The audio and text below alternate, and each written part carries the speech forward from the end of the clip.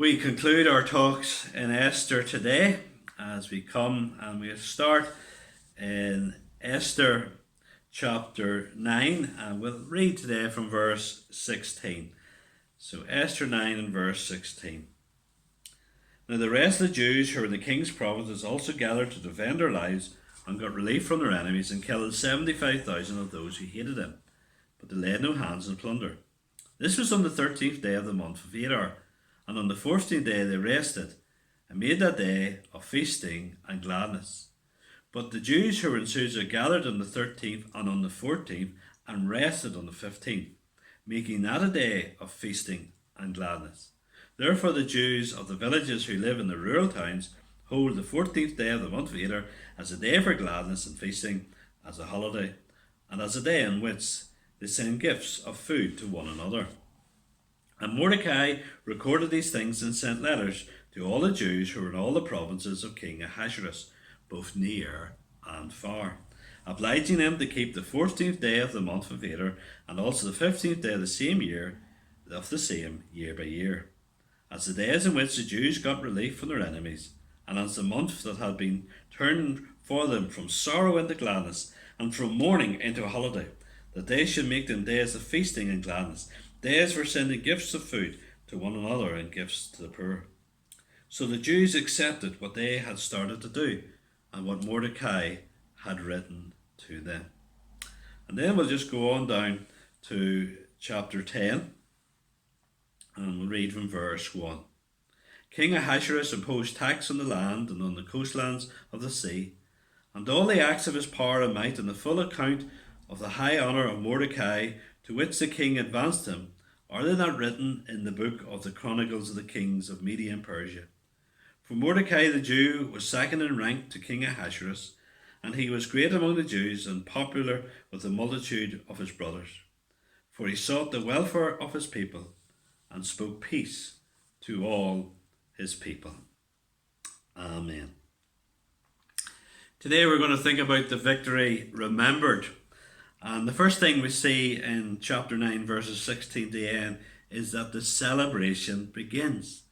Although it was a solemn and a horrendous thing, the killing of up 75,000 men, it was a necessary thing for the deliverance of the Jews. The Jews who were going to be wiped out were rescued, and it was certainly now a time for celebration. And this section explains where the Feast of Purim came from. When Haman was plotting to kill the Jews, he had cast the lots called the Pur.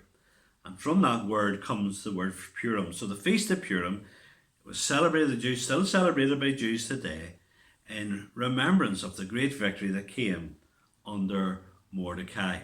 It mentions here why it's celebrated on different days in Susa, in the city there, because they took 2 days to defeat their enemies, where in the rest of the country they took 1 day, and then they feasted after that 1 day. Mordecai sends letters, and Esther issues a decree in verse 29, so that the feast would be celebrated by all generations. It was to be a great time of joy, feasting, and giving, as God's deliverance is remembered. Today, we do need to remember God's victory.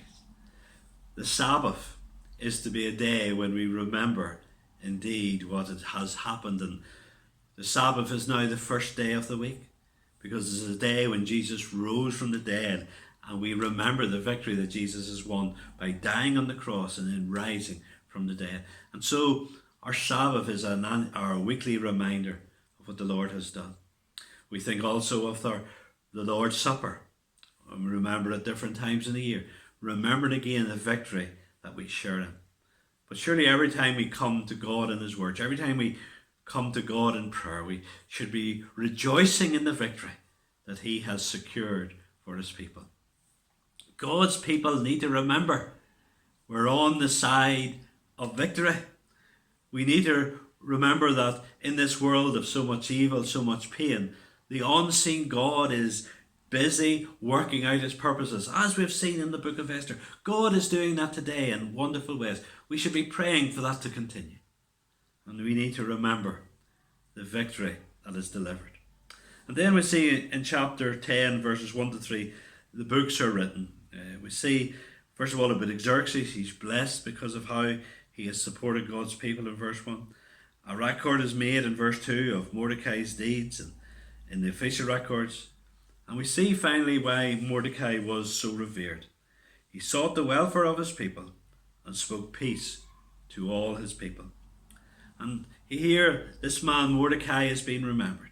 The man who has acted for the deliverance of his people. And you know, if Mordecai is to be remembered, how much more we need to remember Jesus. We thank you that all of Scripture is God-breathed. We thank you that all Scripture points to Jesus. He explained even the Old Testament on the road to Emmaus. It all pointed to him. All Scripture is to lead us to Jesus. He is the one to be remembered. Christianity is all about this Jesus, what he has done, what he's achieved, trusting him, worshipping him, serving him, knowing him. The book is there. The book is written. So we remember Jesus. This day, may God give you grace in all that you're doing to remember him fully. This is the end of our studies in Esther. And we're going to be starting on Sunday at the morning service looking at the book of Romans. We did Colossians in a week before, but we're going to do Romans in a month, God willing. We'll see how we get on. And so Sunday and then also in the morning devotions next week, we'll be looking at the book of Romans. So I encourage you even before then to read through the book of Romans. And so that gives you a wee bit of a summary and an appetite for that. Tomorrow morning, Saturday, there will be a wee post at 10 o'clock placed of a wee clip from YouTube which summarises the book of Romans. I hope you'll tune in for that. God bless.